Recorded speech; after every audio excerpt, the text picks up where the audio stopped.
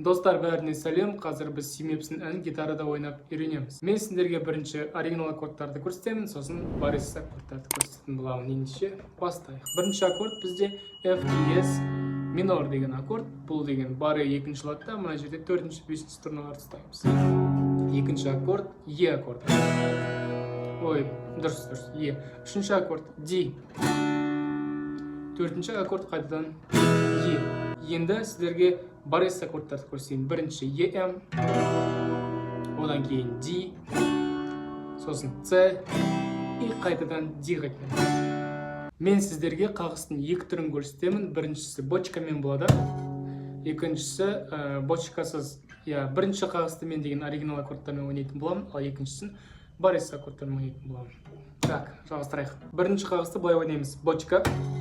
И мына тырнақтармен струналар бірге ұрамыз. Вот. Стоп тұрамыз и ұрамыз. Одан кейін, мынадан кейін жоғары, сосын глушка ұрамыз. Там, жоғары глушка. Одан кейін жоғары, төмен, жоғары. Там, жоғары глушка, жоғары, төмен, жоғары. Осындай қағыс.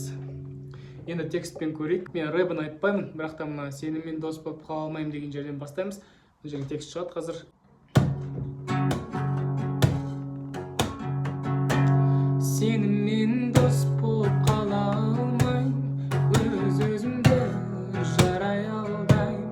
Көздерін жай қарай алмаймын, мен қарай алмаймын.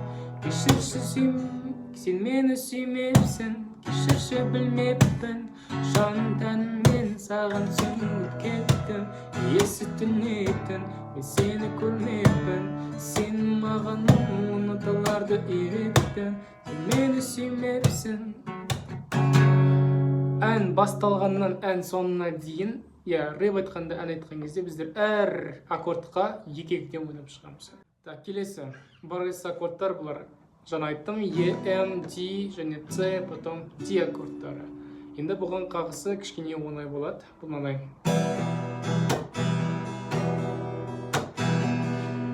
Төмен, жоғары, жоғары. Сосын глушка жауып қаламыз и жоғары, төмен, жоғары.